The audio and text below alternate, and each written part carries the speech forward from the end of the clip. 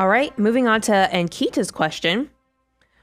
Why would it not be better to take a car loan for 60 to 65 months instead of 36 months to reduce your monthly payment so we can contribute more to the Roth IRA or 401k? And she says, I'm not buying a fancy car, just a regular car. So first of all, could y'all tell everyone what your car buying rules are and then speak to Ankita's question? Brian, you want to talk a little about the car buying rules? I got a story to share that I think would be helpful. I'll set up the car buying rules, and Bo will probably give you the context on what's the why on every one of these. First of all, 20%. That's the 20. It's 23.8. So pay attention to these numbers. 23.8. 20% down. Let's make sure you got some skin in the game. 3 years. That's the amortization, meaning 36 months is if you can't pay cash and you're having to finance this. We don't want that amortization really beyond 3 years. And then the last part, the 8%, if you take your gross income for the annual income, multiply it by 8%, you can quickly see if you divide that by 12 what the monthly payment should be. And that's just to make sure your eyes don't exceed what your wallet and your purse can truly afford, because I think a lot of people love faking it. And then the last rule is if your car payment exceeds what your monthly investments are, you're doing it wrong. You can't have those two backwards. You need to make sure your monthly investments are larger than your car payment, because that car payment is, yes, going to be important, but the investments is going to be what creates wealth. And we want to make sure we pay respect to everything. So, and Kita's question is, well, okay, I get it, guys, but man, 36 months. The car companies will let me do 72 or even 84 months now. If I get my payment super, super small, I can start saving. I can start building more wealth. Here's the problem with that. Not all assets are created equal.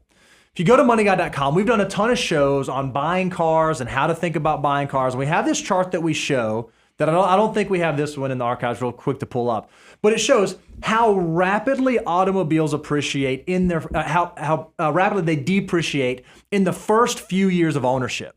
And they drop like a rock. So the longer you own a car, the less valuable it becomes. And the majority of that decrease in value happens in the early years. So I have a dear friend of mine, and he went to go buy a car. His family was growing and they needed to buy a family car. So he went and bought a car. And he was responsible. He traded in a vehicle, so he had some down payment money. He put a little bit on top of that. But they said, hey, you know what? For the same interest rate, instead of, whatever the rate was, instead of doing this for 36 months, why don't we finance this over 72 months? And you can only pay, this much down. It's a much smaller payment. And he had a baby on the way, and so he's like, oh, I'm gonna do that. Great. So he does that. Starts driving the car. Everything's great. By no fault of his own, like 2 years into the car, 3 years in the car, his wife is in an automobile accident, right? She didn't do anything wrong, something happened, and the car is totaled, right? And so, okay, insurance company comes and they're like, write a check, total the car.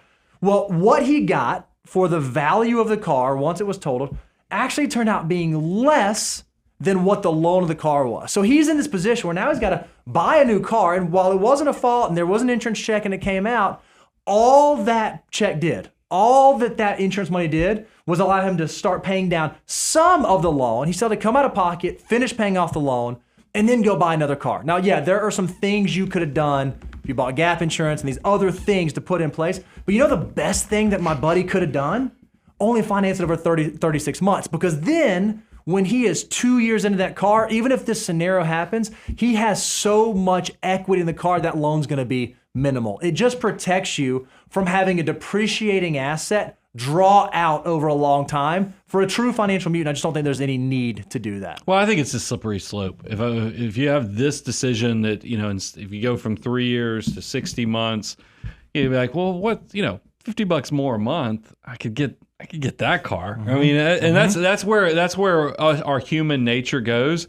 So I am pretty rigid on this, and I think, but I'm rigid with a dash of grace in the fact that I know we know there's other pundits out there that tell you cash to the point that you even are supposed to go on the classifieds or eBay Motors or wherever people buy cars now. Even classifieds. And I don't know. You're supposed to buy a $2,000 or $3,000 jalopy that you basically have to go out there and Fonzie every morning, put an ice cube on this place here, like pop it Googling here jalopy. to get to your job.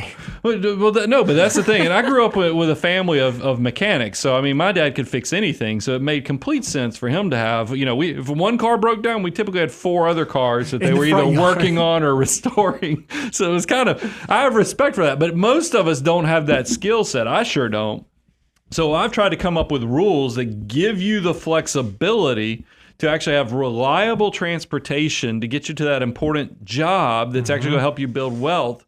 But I also want to make sure it's rigid. I want to challenge you so that you don't turn our good-natured rule to give you some flexibility to make sure you have that stable transportation and have your spouse and the kids in something safe, and then turn it upside down by saying, well, you know what?